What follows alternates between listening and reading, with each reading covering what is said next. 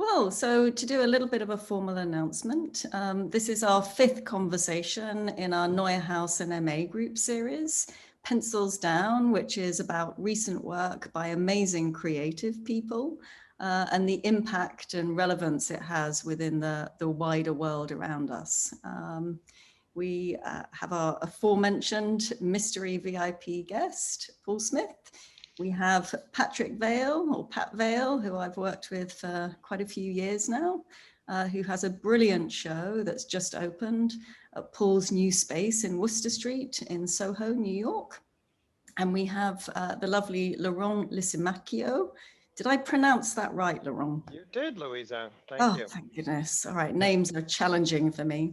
Laurent is also a good friend and is the principal and design director of Gensler Architecture, and recently commissioned Pat to adorn a lobby at 1 Broadway, which is a very famous building here in New York. So I have a printed sheet to tell you a little background on our esteemed speakers. Laurent, as I mentioned, is the principal of Gensler. From retail and hospitality to office buildings, he has a reputation amongst clients and peers for designing highly innovative environments that inspire an elevated experience. He's won awards for leading large teams on headquarter projects like 21st Century Fox, Deloitte, Société Générale, and Warner Music Group.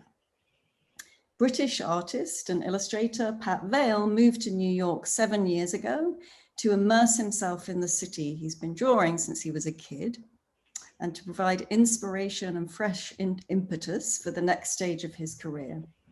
Between exhibiting internationally, selling to collectors, and working with select clients like Apple, Paul Smith, Bjorn from ABBA, that's a top one, BMW, Roman Mars, the Chicago Cubs, and MGM, to name but a few, Pat is never without a pen in hand.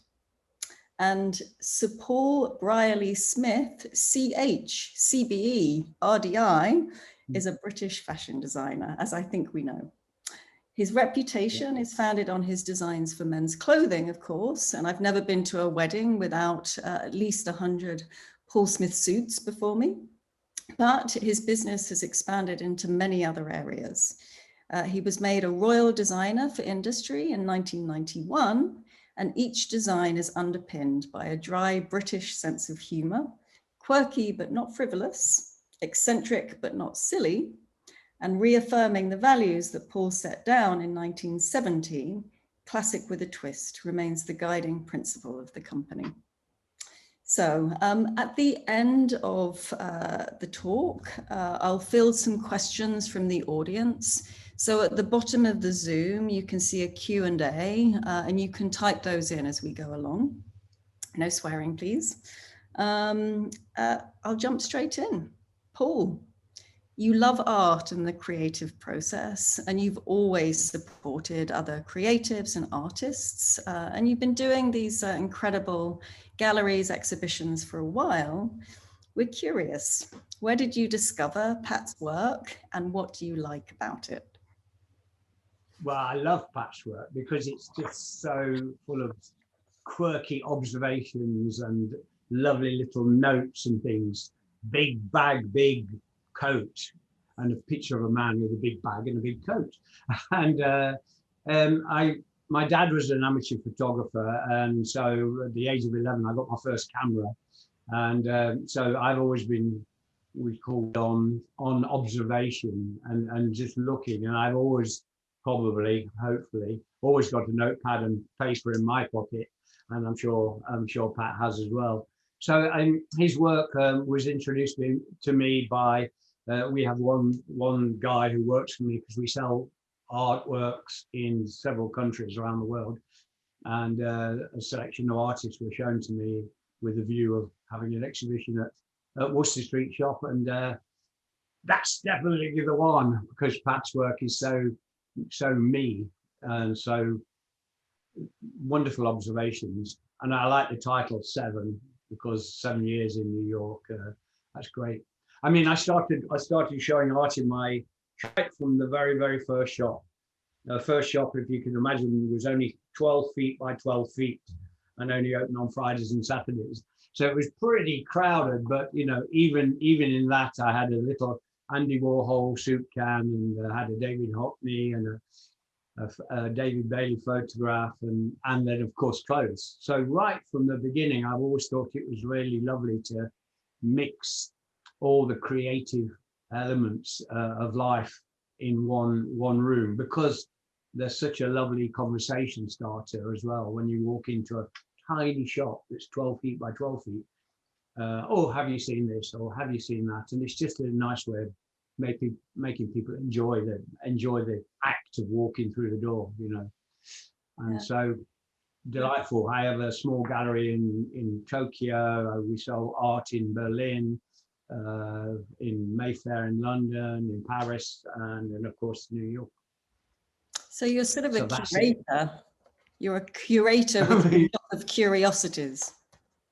Yeah, well, yeah, but very laid back one, you know, very low key, because you know I've got my day job, which is designing clothes, so I have to remember that one. We sell in 6 countries around the world, and all my shops, I'm proud of the fact that they're not just selling clothes, but they've always got ceramics, books, old vinyl, art, and as you could probably see here, we have a lot of interesting. This is my room where I work, and yeah, there's a lot of interesting stuff always in all my spaces.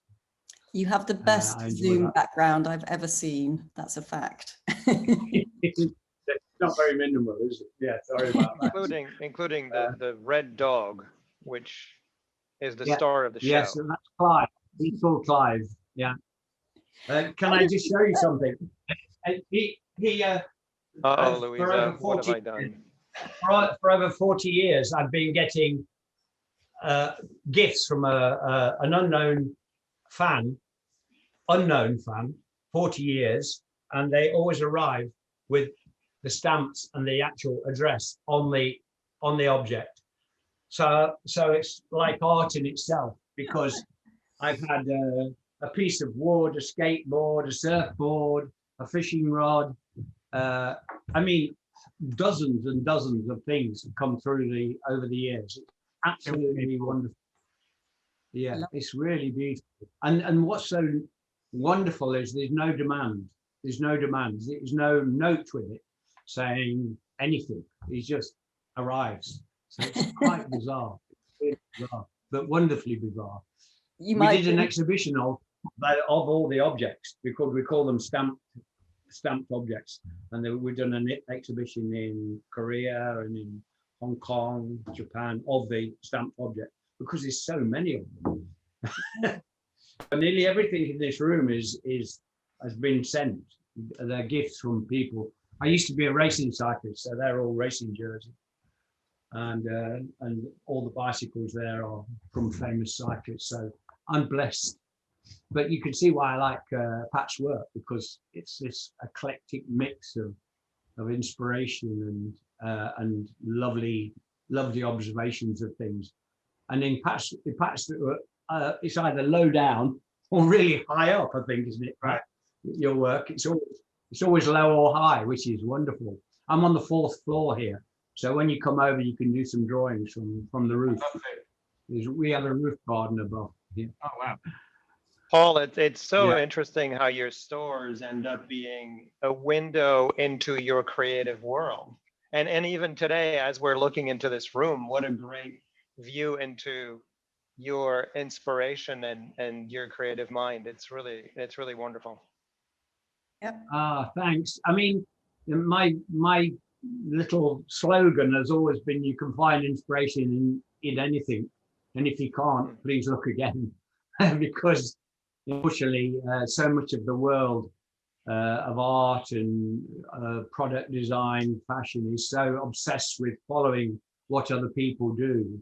And that's sad, because, you know, we all 4 of us on this screen have minds that are creative and can think laterally and not down the obvious route. So it's all there if you want it for creativity. It's just you've got to be brave enough to go with your instinct and your heart, and it's important to know what other people are doing Yeah. in every world, in the world of art, etc. But the main thing about knowing what they're doing is so you know what not to do, because it's already out there, you know.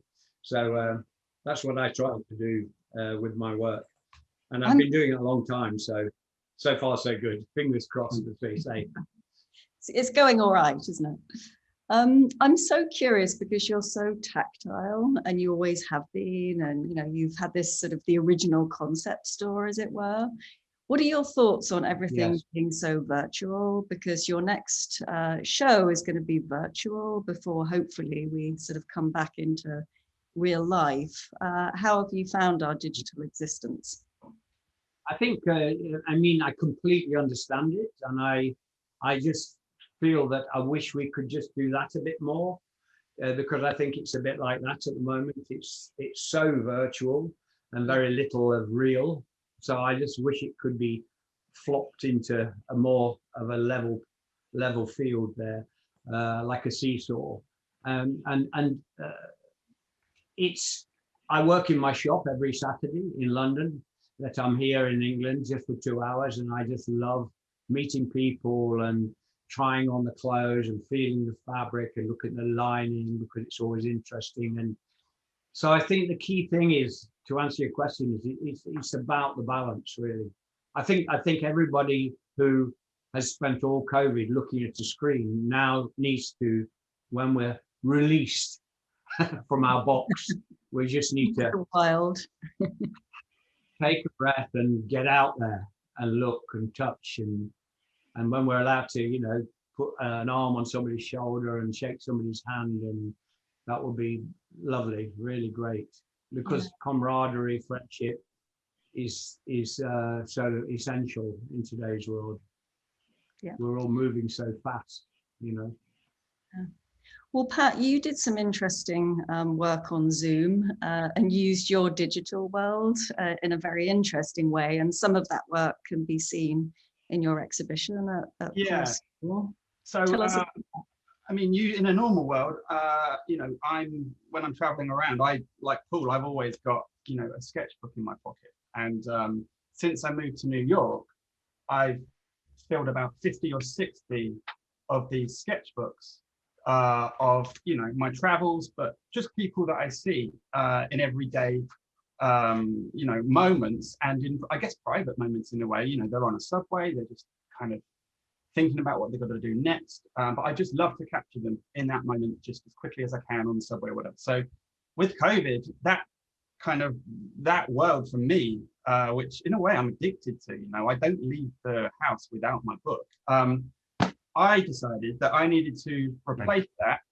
So I decided to draw New Yorkers, but via Zoom. So I just kind of put it out there that I was going to, I wanted to talk to people from New York. So I spoke to everyone for 20 minutes to half an hour on Zoom. And then I drew their portrait. Sometimes I drew it during the actual chat. So really, really quickly. Other times, I worked on them afterwards.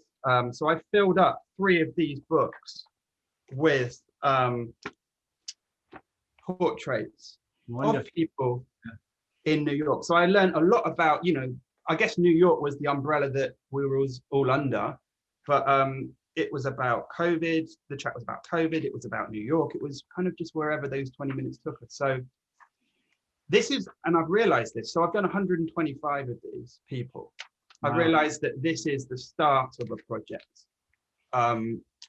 So I'm looking forward to kind of doing this in real life at some point. I think I'm going to do 1 day a month, indefinitely, just to talk and you know, have that human contact, like portrait, basically, for what you were saying.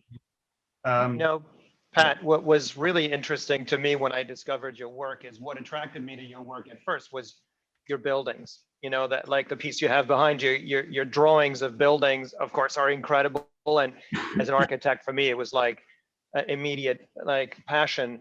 But then I discovered the people of Pat Vale also, and the people of those cities that you draw. And so it's been really great to get to know that, and working with you on the entry experience of that building was a great way to celebrate both the architecture and the people of New York. Yeah, for sure. Which is really what the interesting relationship between the two. Yeah, I mean, it's funny. I've always drawn cities since I was a kid, and New York. My dad would come here on business. I mean, I'm going. What are we, like late 80s, I guess, into the early 90s, and he would always come back with. He'd make sure he'd take photographs and buy me a picture book. And the American city just looked so different to anything that was in England. For some reason, I was just. I just became obsessed with drawing and drawing those cities. I don't know anything about architecture. If I'm honest. And often it's those things, it's junk that gets left on top of a roof or a fire hydrant on the pavement or like air conditioning units that I find as interesting as some kind of beautifully designed feature. No offense.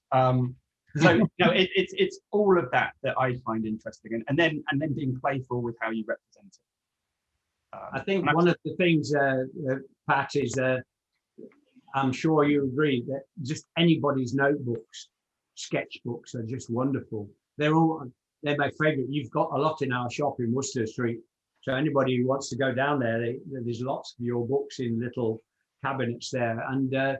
But when you go to any of the big museums around the world and you see a Picasso one or a Giacometti one, and you see all their working little sketches on the back of an envelope or on a newspaper, oh, they're joyful, aren't they? They're just so great. It's funny, if the apartment was burning down, my sketchbooks would definitely be the thing that I think so, because they are honestly the court moment, aren't they? That's the point. And even with words, it's the court moment in words for me. So it's the same thing. And what's quite been fun about the installation at the store is that I draw these people, I finish the book, I shut the book, and I put it on my shelf. And I like the collection growing, but I don't really show people. So it's been really fun to give these kind of people a stage in a way and blow them up really big. That's been really that's been a fun thing. Give them an outing. Yeah. Louisa, you were themselves. You were asking earlier about the virtual and the physical, and it's been very interesting for me the last year. I have sketched more than ever, but sketched remotely with the tablet, with the computer that I'm using right now. I can flip it and it becomes a tablet. And then I have this little digital pen that comes out of it right here. And I communicate with my clients and my teams. And there's not a day that goes by that I don't sketch. And it's been really interesting how that's come back in this virtual world and allowed us to connect even better than we did in person. Yeah. In this world, in this COVID time, we've learned so much about things that we used to do that we've forgotten how to do. Is communicating just with voice, in some cases when you're just telephoning a parent or something like that. So lots of changes, but brilliant changes in many ways and horrendous in other ways. I envision a sketch off between all of you. Which actually we might I be would doing. not challenge Pat. Pat will win hands down. No winner. It's just about making marks on a surface. We all draw. We all do that differently. And when people say they can't draw, I would challenge that strongly. It's just about just making marks and having fun. I think a lot of it is just being brave enough to make the mark. That's the thing. And not do it like this. You're scared of anybody seeing how bad you are, in my case. Well, Pat does fun little workshops on Instagram and my kids join in. Nice. And it's just a joy to see how they interact with you. But they're also very curious about Pat as well. 8-year-old asked the other night, does Patrick like veils? And you said that you did, and voles as well. Veils with voles, yeah. I didn't know if it could have been a typo. But those workshops, I did a lot of COVID kind of. I did quite a lot of stuff like that. over the last year. But kids, kids don't think when they draw. That's the great thing. It's instantaneous, the line. And the older you get, you question things more. So that's why people lose confidence, I think, a little bit. So it's always wonderful. Well, it was Picasso, I think, that Picasso that said he just wanted to always paint like a child. He wanted to be free of experience, education, age, travel. He just wanted to have the naivety and the freedom of a child.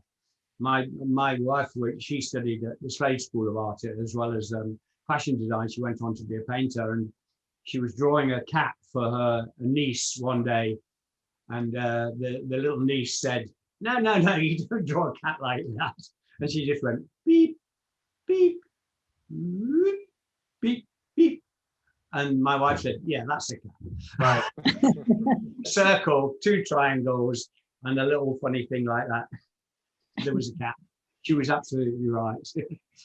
So they have the freedom of being able to just do things without worrying. Great. Paul, can I ask you? I'm going to go because I've got to go and drive my car in London, and I just want to say, lovely to be with you all, and hopefully next time we'll be able to shake hands. Yeah. And it's lovely to see you all, and thank you for inviting me along, and congratulations, Pat, on your wonderful work, and thanks to you guys as well for hosting the little event. It's wonderful. Thanks for the collaboration. It's been wonderful. Oh yeah. Well, we like you a lot. You're great. So good. Oh yeah. Bye. Bye everybody. Bye. All right, so we had Paul there for 10 minutes longer than scheduled, so it's very generous of him to spend that time with us. Just to flag, we have 5 minutes left, so if anybody would like to ask a question, there's one. Now is the time. Jessica May Underwood, our fellow artist and agent, asks, Pat, your work has such an authentic tactile quality, which mirrors a lot of what Paul has emphasized as a core value to the Paul Smith brand. Do you have any plans to collaborate on any clothing or products together? I mean, that would be wonderful. I guess I have some ideas. So I guess that would be really, really cool at some point. I've not done anything. A lining for sure. Yeah, I like those linings because they, they surprise you. I mean, yeah, I'd love to do that. There's nothing planned right now, but Louisa. Working on it for reals. All right, now the questions are popping up. Agnieszka Pilat, I've never pronounced your name before, but I think that's how it's pronounced. Laurent, question for you. Could you chat a bit about the importance of originality, being the first, versus the skill and ability to bring ideas to the market and a wider audience? Well, yes, and we talked quite a bit about inspiration, and inspiration is very important, and it is at the source of creativity.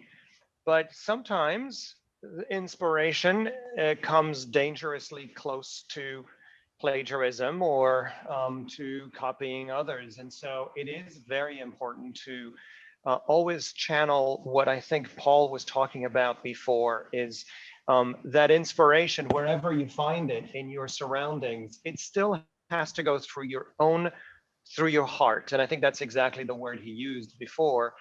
And that your own point of view has to be very clear and evident through your creative process.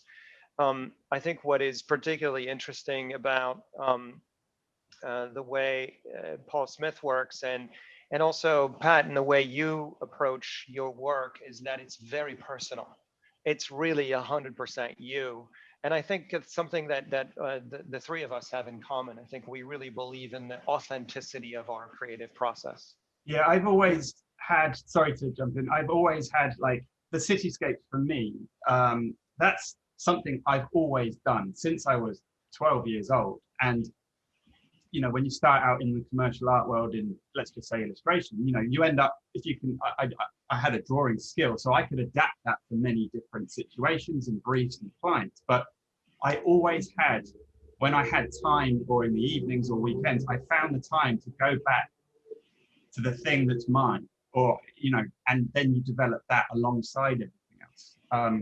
And for me, that's been super important, because actually it's that in the end that kind of takes over from the other stuff, if that makes sense.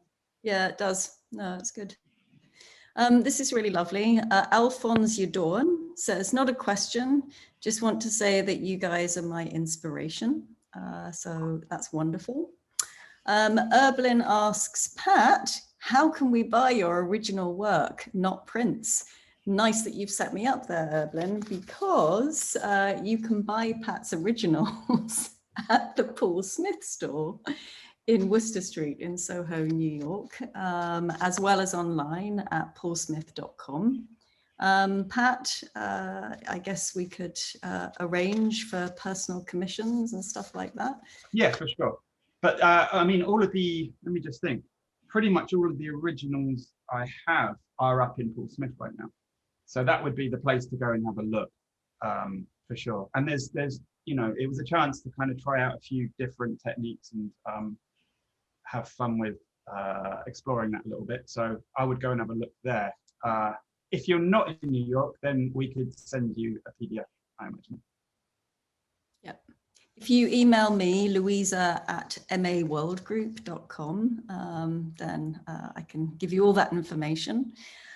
Just to say, we will email everyone a recording of this lovely talk. Please feel free to share with friends, Romans and countrymen. But we'll send links to Pat's work at maworldgroup.art, which is our new site, and paulsmith.com as well. But I would like to say thank you very much, guys, for joining. Thank you for all your hard work on this show, Pat. It's magnificent to see all of the work unfold. And I know how hard you've worked without sleep. Sometimes I do these huge cityscape pieces and I'm like, why am I doing this to myself? But you know, when you, part of it is I like working at something over a long period of time. There's a meditative thing about that I enjoy. Yeah. So you know, when you've taken a breath and recouped and then go back and see it all, it is immensely satisfying to see. Yeah. But you know, Yeah, I like people too, because it's done in a heartbeat almost. So there's a nice mix of two very different things there. Yeah, your time lapses are kind of mesmerizing, actually. But Laurent is working on a very interesting New York project at the moment that we cannot mention, but who knows, there might be commissions with more torture involved soon. So. I'm looking forward to torturing you again in the future, Pat. For those of you who are listening, what I demanded of Pat and Louisa on this commission at One Broadway was absolutely unrealistic, and they delivered beyond expectations. So it's such a pleasure working with both of you, and I look forward to do it again. Great, same here. Very much. All right, well, goodbye everyone, and anticipate an email in about a week. Thank you for joining. Bye everyone. Bye.